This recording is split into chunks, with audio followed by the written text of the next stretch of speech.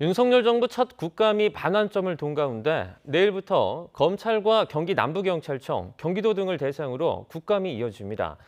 민주당 이재명 대표와 김건희 여사와 관련한 의혹 수사를 두고 여야의 대격돌이 예상됩니다. 국회 취재기자 연결합니다. 엄윤주 기자. 네, 국회입니다. 네, 내일이면 국정감사 3주 차에 접어드는데 이번 주 최대 격전지 어디입니까? 네, 단연 국회 법제사법위원회가 될 것으로 보입니다. 모레 서울중앙지검과 수원지검 등 이 검찰에 대한 국감이 진행되는데요. 현재 문재인 정부 당시 서해공무원 피격 사건과 탈북어민 강제북송 사건, 이재명 대표의 성남FC 후원금과 변호사비 대납 의혹 등이 검찰에서 동시다발적으로 수사 중입니다.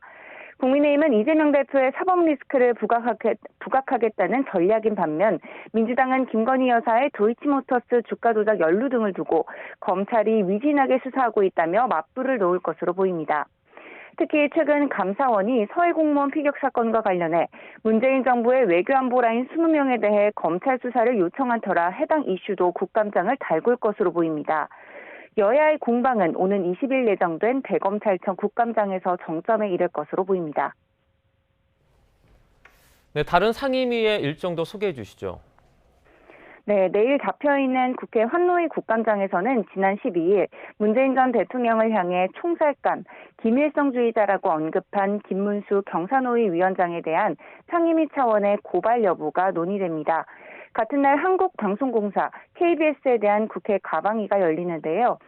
최근 이른바 바이든 자막 방송 등 사안과 관련해 공영방송의 역할 등에 대한 질의가 잇따를 것으로 보입니다. 모레 열리는 행원위의 경기도 국감장에서도 여야는 대격돌할 전망입니다. 이재명 대표가 경기도지사 시절 추진한 성남 대장동과 백현동 개발 사업 등에 대한 각종 의혹을 두고 여야가 정면 충돌할 것으로 보입니다.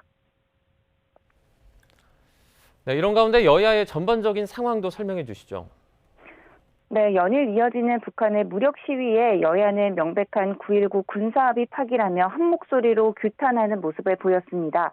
하지만 국정감사 등 정기 국회 일정에서 정작 중요한 민생이 후순위로 밀리는 거 아니냐는 우려의 목소리가 이어지고 있는데요.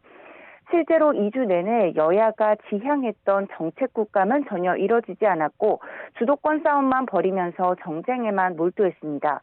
어김없이 등장한 거친 언사로 눈살을 찌푸리게 한 경우도 많았는데요.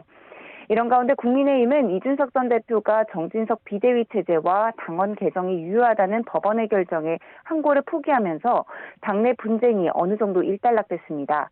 이에 따라 차기 당권 경쟁은 더욱 가속화되는 양상을 보이고 있는데요. 반면 민주당은 문재인 정부 인사들에 대한 감사원 감사 규탄을 이어가는 동시에 민생과 경제 문제 해결을 위한 입법, 예산 활동에 집중하는 투트랙 행보를 이어갈 전망입니다. 지금까지 국회에서 YTN 엄윤주입니다.